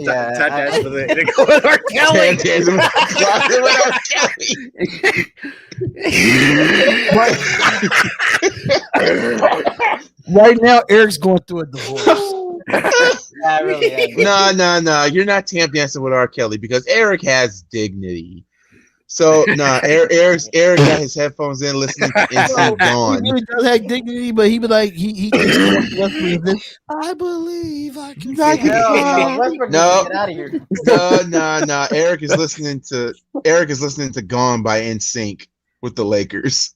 Oh, No, he's listening to Bye I got Bye one. Bye. I got one. Cry me a river. Cry Oh yeah. No, actually, I got a better song for you, Eric. Listen to "Cocaine" by Des White. That is definitely what you're going to need. with you the know what? I'll Lakers. listen to it right now. I'll mute myself on it. Oh shit. Hey Eric, if you Got want a to mix make sure you listen to it in Eagles and Spanish. Tampa. Well, okay, I like it. I God, like tap it. dance Wait, with wait, man. wait, That who tap got dance this with R. next game Kelly here? comment Wait, got who's the me artist? while rewatching that Best of Spotlight video. That got me so good. Wait. Can I know the artist? What was the artist? Now you're gonna make me want to watch it again, Robert. Des White. Des White. Cocaine. I think his name is Des Des White. White. I think his name is Des White, and he made "Cocaine," and it's actually one of those depressing songs. Or better yet, you can listen to "Sunday's Best" by Sacrifice. Ooh, Yeah, you can listen to "Sunday Best" by Sacrifice. I've never heard of that. Never heard of that. You mean will love that Surfaces? song. Surfaces. just- Thank that's you. I don't know Sunday why I'm thinking of Sacrifice right now. I got Big Sean in my head right now. No, but that's actually a really good song. Oh my God, this song. We I know never heard the why. name of this song, We know but I why Gooley's thinking of sacrifice because of those Chicago Bears is sacrificing everything just to be better. Oh, It's not even that. It's just sacrificing something that should have happened a year ago. Making the playoffs a year ago is what fucked us. Good God Almighty. oh So yes. we got America's not favorite team of the Dallas God. Cowboys going up against Do we have one of to? the hottest teams, I think, also going into this playoffs, and it's the San Francisco 49ers. Now, Dallas fans, Dallas is already telling, don't sell tickets to the 49ers fans. What type of shit is that? How you going to say who can buy tickets? What Are y'all kind afraid, of crap Dallas? is that? Y'all afraid? They're Are y'all still Cowboy riding? fans. No. They're Y'all they're, still they're like the riding high because TMZ of y'all beat- NFL fans. Y'all still riding high? Y'all, Oh shit. oh, we tried to get it again. Are Dallas Oh fans my God. who beat a high school JV team last week? Are you still riding that wave? But Probably. Brendan, who you got They're in this so full game? of You it. got Dallas or the 49ers? I mean, to me, it don't matter. It doesn't matter who you're playing against, whether it's a varsity team or a freshman team, because Dallas knows how to put together a full 60-minute game. They really do. I mean, I've seen them enough this year to know that. I mean, between Dak Prescott, Ezekiel Elliott, you know, the 7 or 8 wide receivers that they have, they can put together 60-minute games. And you know, last week the game against Washington and last week were 2 games at the end of the season where, you know, I mean, because Dallas could have played bad and the Eagles could have still won that last week, right? I mean, because the Eagles put up 27 points, but Dallas played good enough for 60 minutes to put up 51. I think San Francisco's defense is definitely good, but I think this is the Prescott show, you know, 4 touchdown kind of day. He's the X factor in this game for me. And I think the Cowboys go on to win 35-17. Oh, Ooh, for me, I'm taking the 49ers because the 49ers can prove like they can be like any team is beatable, no matter how good even like the Rams. They made the Rams look like chumps and no matter if Jimmy G has like a broken thumb, like a torn ligament, but he can still sling the football with the best of anybody. Now with Dallas, and this is what I saw about Dallas. No lead is safe with Dallas. Dak is known, and I've always called Dak Captain Choke because he knows how to choke away games. Dallas has a track record of that, and I think 49ers are taking this, and the X factor is going to be Deebo Samuel. Deebo Samuel is going to go off, and we saw that against the Los Angeles. He can do it again against Dallas, because Trayvon Diggs is overrated. He's always getting burned on a consistent basis. I mean, the only like their running game is good. The only guy I will never hate is Corey Clement, because obviously his time here and also New Jersey native. I do think I see it's going to be. I think it's going to come down to 10 points. I think 40 to 30. 49ers take this, because I think Dallas is still a one and done team under Mike McCarthy, and we saw. And that's another thing. And Mike McCarthy knows a way to choke away games, and we saw that during this time with Green Bay. Am I wrong, Key? No, you're definitely right. Did you say 40 to 30? Yeah. Ooh. Donte. That would be some game. Let me tell y'all something. I'm gonna pick the 49ers, and here's why. If you actually watched that Rams game, nobody looked at this defense, how much this defense then got smacked around in that second half by the 49ers. 49ers really put up over 400 yards on this defense in the second half. This defense for the Rams had let down. I know Matthew Stafford threw 2 interceptions. I know he did, but he did it because trying to make a play. That was a great play call, but the throw was just underthrown. But he let him down the field. They scored a touchdown. And what happened? 49ers had no timeouts. They went 80 yards in 61 seconds. That defense then let Matthew Stafford in this offense down. And their running game is they had second 469 total yards of offense. The 49ers did. So and I think a good chunk of it you can give it to Deebo Samuel, because Deebo Samuel is a whole different breed. I mean, it was Deebo Samuel. It was Elijah Mitchell. Oh, Elijah Mitchell too is going to be. Someone's going to watch out for him in that game. Also, Jawan Jennings caught a touchdown pass. Ayuk caught some great first down passes that led to those touchdowns. So I'm going to pick the 49ers, but I don't think it will be 40 to 30. I don't think it will be actually blow. I think it will be close, because the offense for the Cowboys, they're very good. They're dynamic, but it's still suspect as hell. This defense for the 49ers, Eric Armstead, you got Bosa over there that had a great game last week. This secondary played pretty good in the second half. I don't think the Dallas Cowboys will score that much. Now, it wouldn't shock me if they scored 30 points, but I'm going to take the 49ers. That running game is hot. Elijah Mitchell is very, very hot. Ayuk is a tough guy to stop. Deebo Samuel, you have to account for him anywhere you go on the field. But if it's running back, receiver, he's going to find a way to get off. It's just a matter if Jimmy G is going to turn the ball over. If Jimmy G doesn't turn the ball over in this game, and he doesn't, yes, I was just about to say, how consistent is he going to be? Timely interceptions. I believe the 49ers can win this game, and I believe they control time of possession. With Elijah Mitchell, they can win. They can very much win this game. Their defense is good enough to stop the Dallas Cowboys. We seen it last week with the Rams. If I'm not mistaken, is their defense like one of the top 5, if I'm not mistaken, in defense for the 49ers? Not sure what their defense is, but I know they're top 7 in the NFL. I know the way that they play look like a top 5 defense. So I mean, I got the 49ers winning this football game. I got them 26-23. The 49ers winning this game in a close one. I don't think this will be a walk in the park for Dallas. I don't care how many weapons they have. It just depends on if Jimmy not G to mention they don't have Michael Gallup. It just don't forget depends with on that. ACL. Right, they got to. Yeah, but they still have like 7 other guys though. They gotta use Cooper. We all know what Cooper can do. He's hot and cold. He's a Katy Perry. Then you got Cedric Wilson. You got Zeke. Zeke's not running the same. I don't care nobody say. I think Tony Pollard should be the number 1 back for Dallas. And Tony Pollard should get at least half the workload because he's saying it. I'm going to always keep saying it. Tony Pollard is the better back. It's him. I think him and Clement are probably the better backs than Zeke, because Zeke is not. It's not the same back he used to be.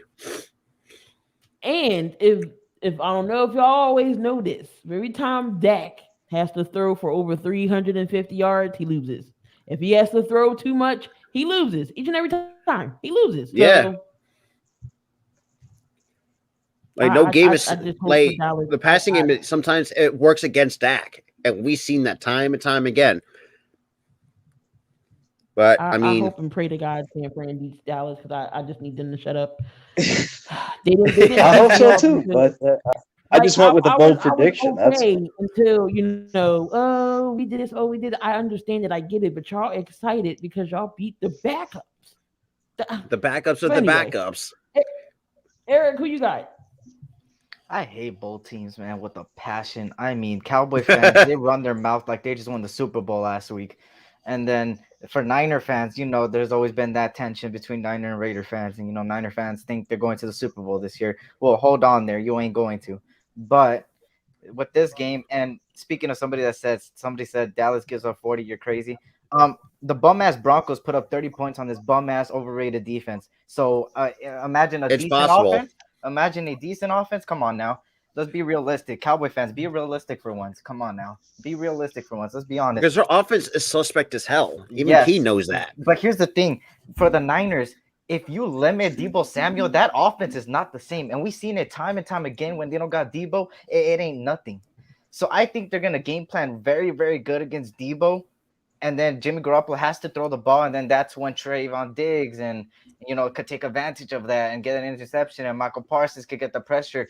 But at the same time, it's like if they keep running it between Deebo and Elijah Mitchell and they keep running it like they usually do, it's going to tire that defense out. And that defense is going to be hella tired. And especially coming off of a week where you played your starters throughout the whole game. And what are you doing? Imagine if you guys would have got injured. Oh, you guys would have been raising hell. Yep, Dallas would have been bitching. Yeah, we got hurt. yeah. No, keep that same. I want them to keep that same energy this game. Hell yeah. That's true. And I think the Niners will win this one. As much as I don't want them to move on, I wish both of them were one and done, but they're not going to be one and done because they have to play each other. I wish they could tie and get out both, but they can't. So I got the Niners winning this 20. I'm going to say 28. No, actually, let's do this. 32-30. A field goal wins it for San Fran. Jimmy Garoppolo goes downfield, throws a 40-yard bomb to Deebo Samuel for the field goal range, and it's a kick to send them off to the second round. 32-30. The San Francisco 49ers.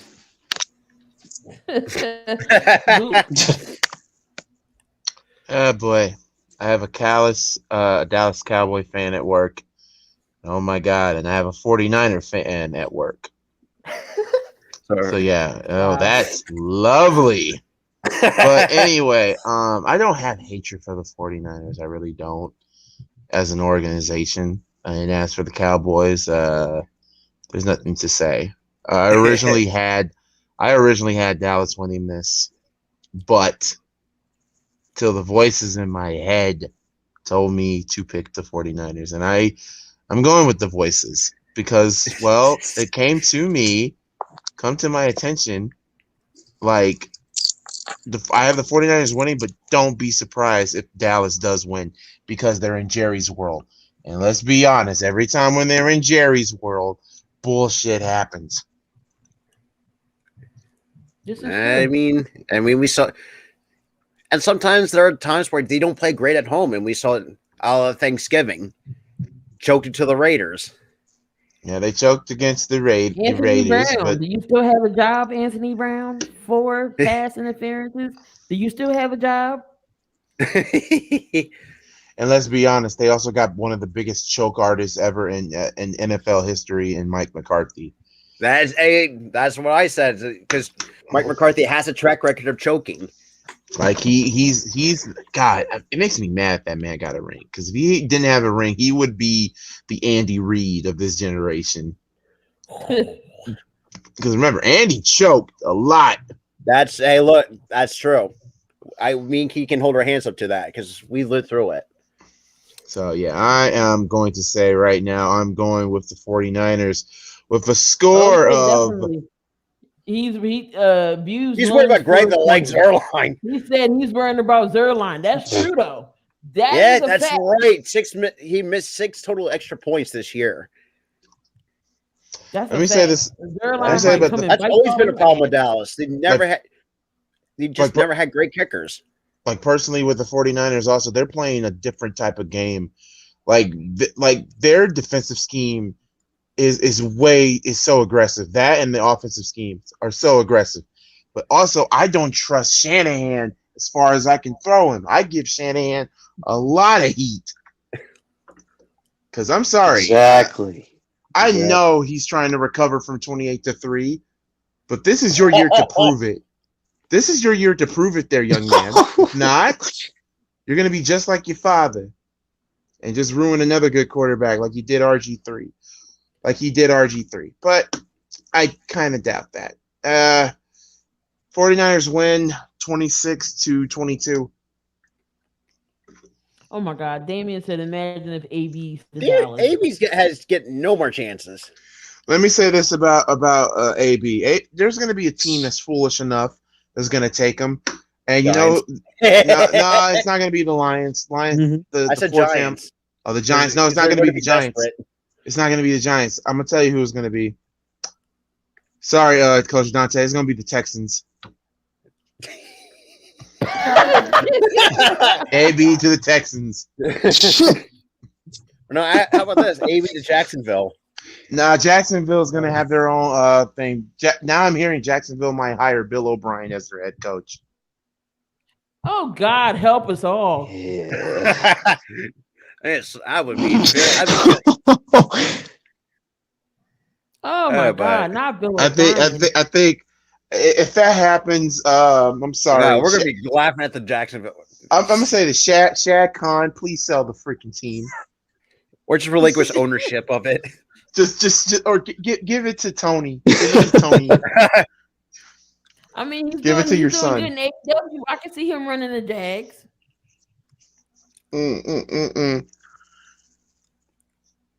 Now, They if the got Bears, final night. if the Bears get Bill O'Brien, I'm a free agent. I'm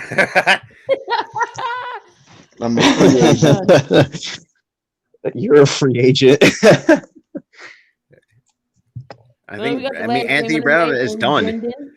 It's Or your Kansas City Chiefs up against the Pittsburgh Steelers. I'll let you go first. Who's winning this game?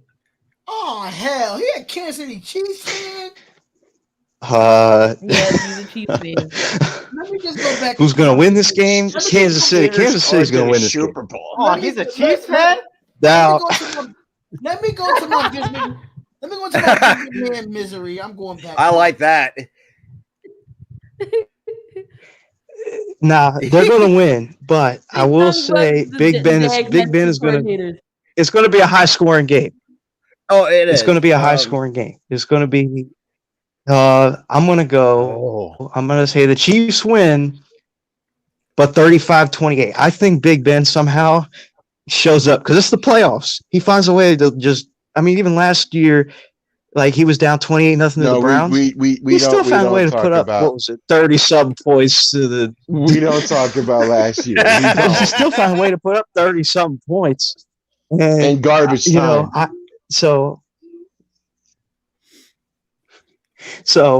I feel like he finds a way in the playoffs, even win or lose. So, but I think the Chiefs win 35-28.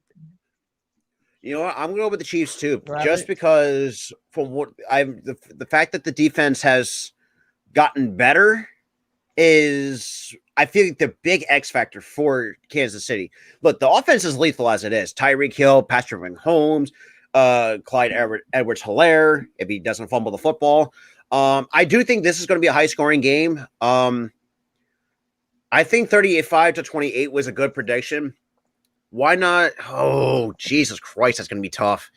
Because I would like to see, because I know Kansas City knows how to put a 40-plus burger on a lot of teams. So I think I think Mahomes, if he goes off goes off what we normally expect out of Pat Mahomes, don't be surprised if they put a 50 burger right on Pittsburgh's head. because the thing about with Pittsburgh, we all know Big Ben is washed, and their main source of their offense is through Najee Harris or at times Chase Claypool. But I do think I'm going to say 45-37 is going to be my final score prediction for Kansas City. Let me go next. Let me say this. The Steelers are going to a Super Bowl. They're going to a Super Bowl. They're going to be eating a lot of pepperoni sandwiches. Like Big Ben, like he has the arm of a god. He's like the Gozer the Gozerian of football. like the Steelers are going to the Super Bowl. Let me say this. The fact that the Steelers even are in the damn playoffs is goddamn misery to me. Let me say this. Steelers, it was fun. I know it was fun. It was fun like last year because Jesus Christ, because Urinating Tree had the greatest live stream last year. He got drunk.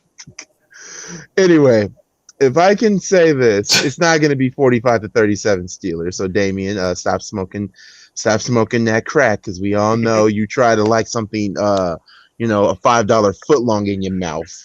Anyway. Nah, Robert, you weren't here. There's a reason why that joke was said. I'm going with the Chiefs. I'm sorry. I'm going with the Chiefs get this. Big Ben, it was nice. It was nice knowing you. It really was. Even though you're Captain Fat Fuck, leader of men. So I'm going to go with the score of 50-3 Chiefs. Yeah. The Chiefs are going to drop a 50. Actually, you know what? I can see that. 50-3 because let's be real. Let me explain. Their defense is shot. They have no linebackers. They only got one good linebacker right now. They're injured to hell in back. They have a geriatric quarterback who can't do worth a damn and can't run. They have Najee Harris. Friggin' Chase Claypool is washed. Claypool has been ass this season. Who else are they missing? They're missing everybody pretty much. They're missing their receiver core. When your fourth wide receiver is the best receiver in on your team, you have serious problems. Yeah, you guys are trying to be the Carolina Panthers. I'm sorry. Najee Harris is not McCaffrey. He can't do it all. I mean, the fact that Najee Harris is only their source of offense, like throughout this entire year, So Big Ben, it was nice to see. It was nice. You got your $45 million. You've earned it. You took your team to the Super Bowl, even though you shouldn't even be in the Super Bowl if it wasn't for the Colts choking on their own shit. And so, 50-3. I can't say 14 because that's being generous. I have to be realistic, and 50-3 is the best option. So that's one hell of a goodbye, Big Ben. Bye, Big Ben. And Donte, who you got? The Kansas City Chiefs, and I got the Kansas City Chiefs. I'm gonna go with 27-13 Kansas City winning this game. Like I say again, I got respect for Mike Tomlin and what he's able to do.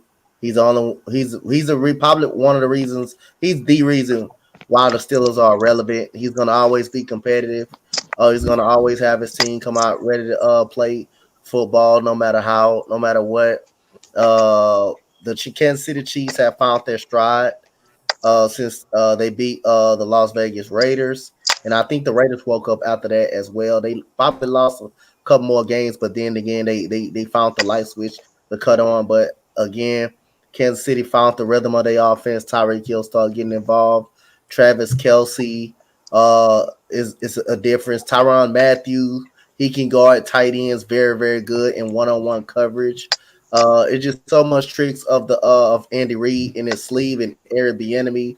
I just think the Chiefs will be too much for the Steelers to handle, and the Steelers. I don't think Kansas City will be scared of this Steelers offense. They cannot score. They cannot seem to find the end zone. Najee Harris, has been there. He's been very good catching the ball out the backfield and running the ball. But outside of that, what are the routes that the Steelers are running? Nothing but crossing routes. Everything is underneath. It's nothing really going deep because Big Ben just don't have the arm strength like that anymore.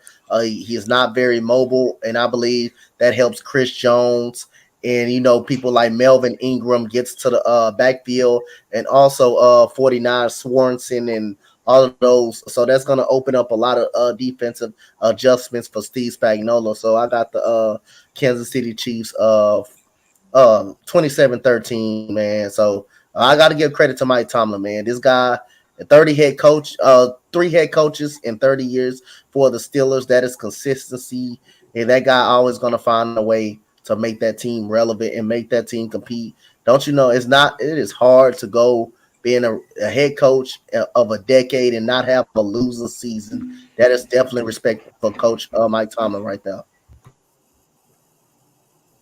Eric? I wish Spotlight was here so you could play the spooky sound. Patrick Mahomes, TJ Watt is coming for you. Patrick Mahomes, you're not the same as you were. Kansas City Chiefs, you're not the same that you were the last few years. You know what? The Steelers don't deserve to be here. They got lucky by that Lions. I'm not going to say it. They're lucky that we didn't tie and that the Chargers caught timeout. And they're also lucky that they tied against the Lions. So, here is my standpoint on this, right? This is not the same Kansas City team, and we all know the Steelers' defense is the reason why they're here in the first place. Now, when you match up the Kansas City Chiefs against the teams they lost to in the regular season, I know regular season is different than playoffs, but when you look at it, their run defense has been horrible, and it has been horrible time and time again, and they got Najee Harris, a good rookie running back there. So I think the X factor here is going to be Najee Harris. I think the Steelers are going to prove all of us wrong. As much as I talk shit about them, and I wish they were never in the playoffs in the first place, I just love these upsets in these playoffs. I don't know. This season taught me to never underestimate any team. And therefore, because it's Big Ben's last year, and sometimes people want to ride out into the sunset, I believe the Steelers will beat the Kansas City Chiefs, and they will beat them not by a lot. It would be by it'll be by a touchdown. I'm gonna say by 7 points, 27-20. Give me the Steelers. It ends off in a TJ Watt strip fumble on Patrick Mahomes. Wow, that's bold. Hell yeah. Eric, it ain't gonna happen, bro. Hey, it's a possibility. It's a possibility, but I think no. No. I would have to. Hey, Eric, did you hear the audio or no? No. Got it. TJ Watt. No. D, play that again. Play that again.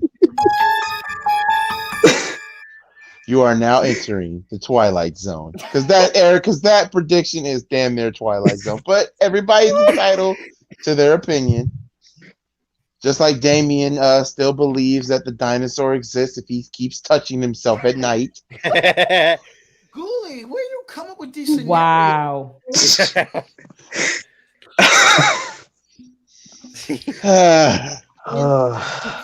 I have problems. He said the NFL's rigged. Yeah, the NFL is rigged. It is rigged. It's actually more racist than it is rigged.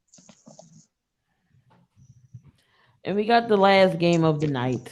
It was a Monday night game with the Rams, a battle of another NFC West matchup division. They didn't see each other twice already. I think they went 1-1. But the rubber match here again, we got the Rams and Cardinals.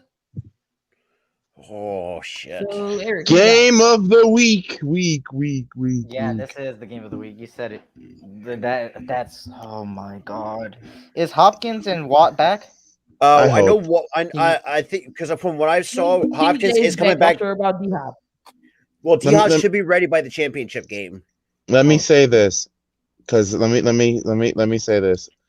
I want Arizona to win so freaking bad. I really do. Because Matthew Stafford is playing like the old Matthew Stafford that he was in Detroit.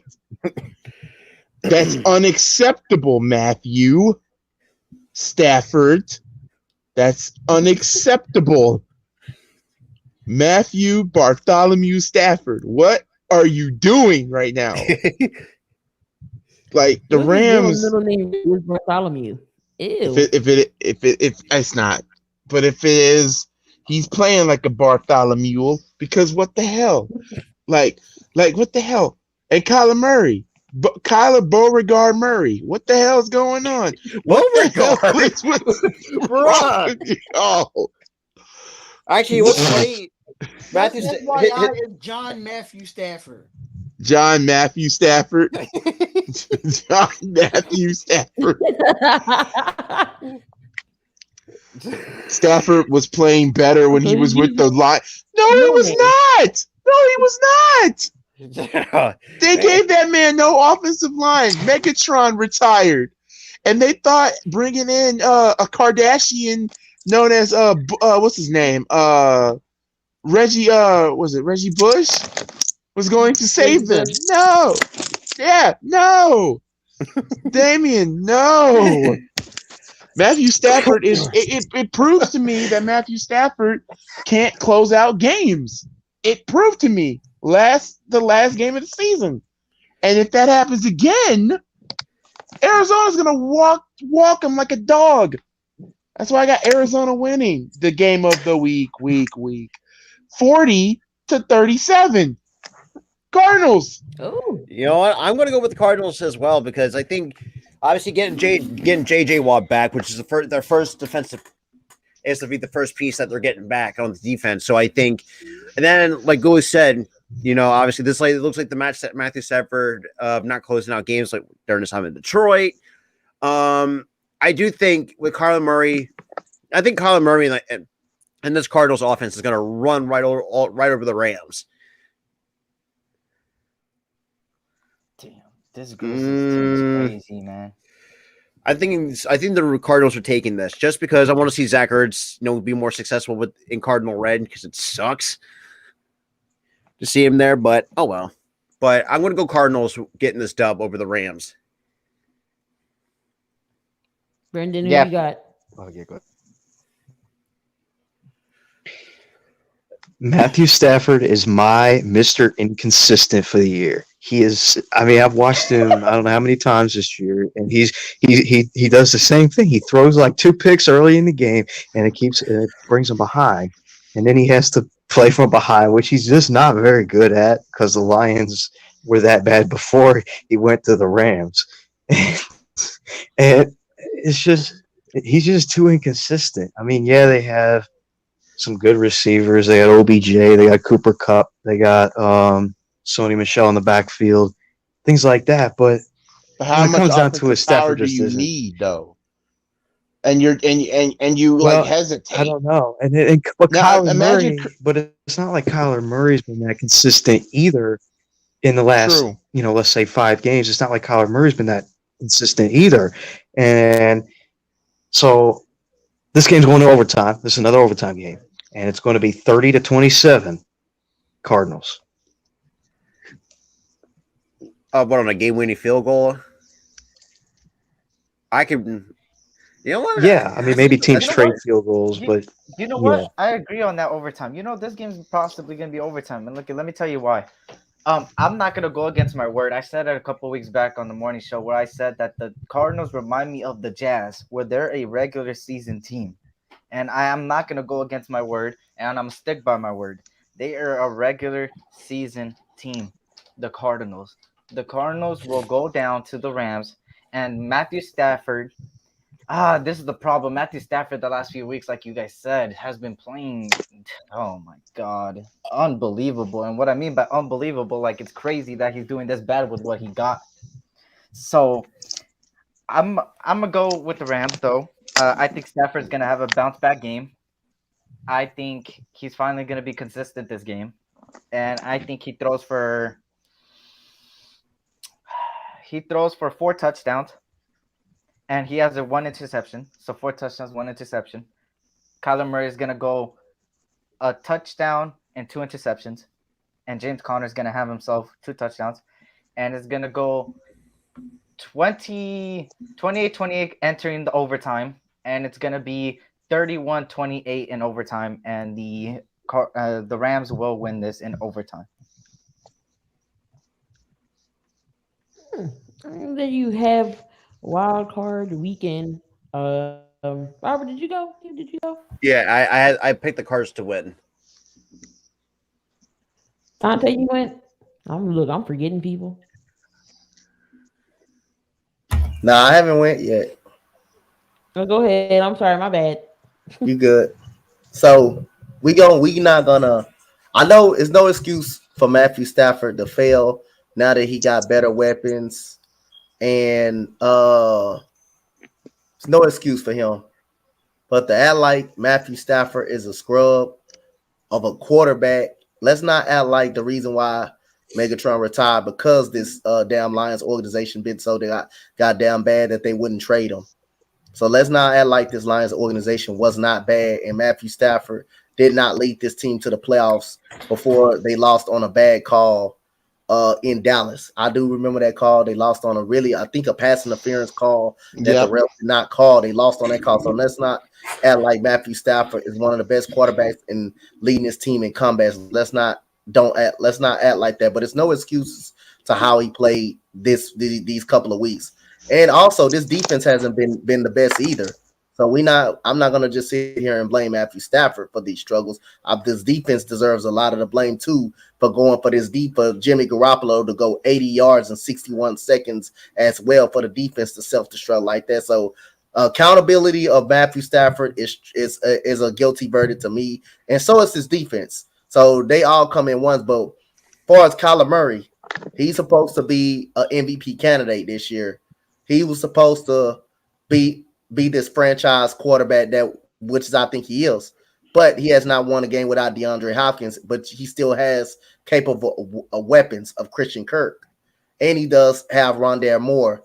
He has Zach Ertz. He has James Conner. Yeah. So I mean, again, he can't find a way to get this team to a victory without DeAndre Hopkins. Yes, DeAndre Hopkins being missing has something to do with that, but Matthew Stafford did lose Robert Woods as well. He did lose a receiver on his end as well. So again, due to Kyler Murray have not been able to win. He won one game without DeAndre Hopkins. That was against Dallas because we know Dallas is not really that goddamn team. We know nobody is scared of Dallas. But I'm going to take the Rams in this scenario. I think Matthew Stafford will bounce back. And that's the reason why Matthew Stafford is a top 10 to top 12 quarterback in the league. He does have some inconsistency problems. Most of the time he throws his interceptions, trying to do too much, trying to fit balls in tight windows and trying to really make a play instead of enforcing the ball to something else will not be. But I'm going to trust Matthew Stafford more than I'm going to trust Kyler Murray because Matthew Stafford knows what it takes to win, even though he went to the playoffs one time. But again, the organization is terrible. And Megatron retired literally because they wouldn't trade him. He got frustrated of the losing. So I would not blame Matthew Stafford for 10 and 71. I can't blame Matthew Stafford. And a 5,000-yard year too, and multiple 4,000 yards. Don't you know how hard that is to do that consistently? So again, I got respect for Matthew Stafford. Yes, it's no excuses, and it's damn sure no excuses for him to lose the first round with all these weapons. And he got traded there to a better team. It's definitely no excuses. So again, I'm gonna take the Rams, but I'm not discrediting Matthew Stafford how he's been performing, and I will take full responsibility. I will get up on his neck right now if he performs and put his ass on the ground if he underperforms this coming weekend. Because again, he has been struggling, but so has this defense been struggling too. There you have it, guys. We got wild card weekend in the books, picks and predictions. Make sure y'all stay tuned here for the Spotlight Sports Network over the weekend because we will have you covered on damn near all those games, live play-by-play and reactions. One more topic. I know Donte got to get ready to do the Denver Nuggets Hey, and King, that just to game let coming y'all up here. know that 7200 Seconds podcast will be on all streaming platforms tonight. So you do not want to miss Snap. that. MK About to headlines, be on the MK radio. headlines, MK headlines will be on there, and so will be the Daily Dribble. So you'll have all 3 podcasts up tonight on Apple Podcasts, Spotify, Amazon Music, iHeartRadio, Audible, all the streaming platforms. You name it, we got it. Just giving y'all a heads up. Oh snap! All right, before we roll out of All here, right. just gotta ask this one question. John Morant's been balling. Is he an MVP candidate right now? No think. I say the way that he's been balling out, I say yeah, put him in that conversation. But is he going to win it? I don't think so. But I think if he can keep that production the next couple of 2 to 3 years, then maybe he's going to be in the top of the pack. But but who knows? He might climb up that leaderboard. But maybe that's just me. Don't ask me that question. That's not even a discussion. Here, let me go then. Eric, Let me go then.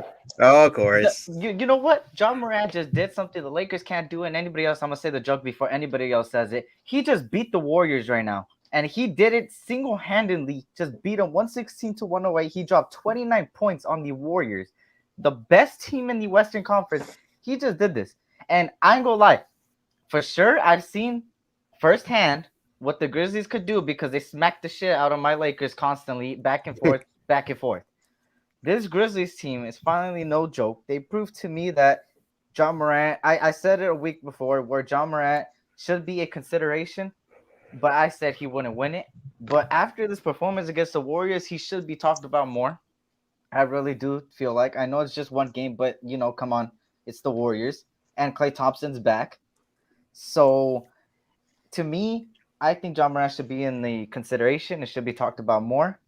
And yeah, that's a good point. 10-game winning streak for Memphis Grizzlies with John Morant. We all thought John Morant was trash when he came back with them. We thought they were worse with him on the floor. He's proving us all wrong, and I think he should be a consideration. Will he win it? No, because you already know it's a favorite. It's a popularity contest. Probably gonna go to KD or Curry. It's honestly gonna go to one of them, or LeBron. It's gonna go to one of them. So, hey, Damian, shut up. You do it. Have your team as Lakers. All right. Anyways. But yeah, I think that he should be a consideration. I don't think he'll win it, but a consideration for sure. Brendan, you think he could be MVP candidate or talks? He could. He definitely could. But I agree. I think it'll be somebody else who's a veteran who everyone likes. That's just how it goes when you vote for these kind of things. It's a popularity contest, and it's going to be somebody who everybody, a wildly veteran, so to speak. All right, guys, there you have it. No Damian, I know, no fact or fiction. Couldn't fit it in. I had them ready, but we had definitely had to get the NFL out the way here. But appreciate Brendan for coming on. Just be on the lookout. You're gonna be hearing more of Brendan. I got a question, Key. Any of those facts or fictions or NBA topics? No, but I can make them.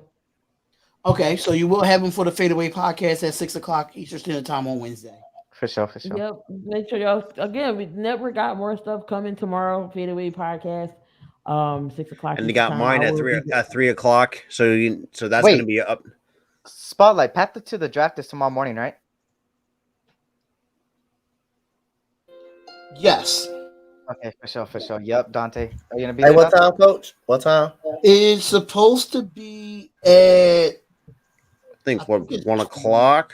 Okay. I thought we said 12. If I'm I think not. 12 or I can 1. make it anyway. It doesn't matter. I was 12 just Eastern? asking the time. Let me just double check that. Real Okay. But again, we got more stuff. We got a lot of stuff coming up. We got past the draft with Coach Donte and Eric. As you know, the regular season has come to an end, and the college games are over. So this is where everybody. And then it's the start of college basketball. You'll see me again on Wednesday at 6:30 for the Villanova Wildcats. Joining me, Coach Donte, to call that game with the Xavier Musketeers, and then you'll see me again at 3:00 mostly like 315 for Sports Talk podcast with myself and my buddy, my co-host Tyler. We got some good topics for you guys. Until then, hopefully that can be up on all the streaming platforms as well. Path to the Draft is at 1 p.m. 1 p.m. Eastern? Yeah, 1 p.m. Eastern, 10 a.m. your time. My time. Okay. Donte, I'll send you the topics today, man, because we got a lot of big topics, man. You've seen it. All right. Again, make sure y'all come on back. Y'all know every Tuesday between 8-8:30, we always here. Brendan, appreciate you being on. Eric, as always. Donte, you already know. Robert, appreciate y'all. Make sure y'all come on back. Y'all don't want to miss Coach Donte, LA Clippers, and the Denver Nuggets right here, right after this stream. Till then, Yep. be out of here. Peace out. All right. Peace.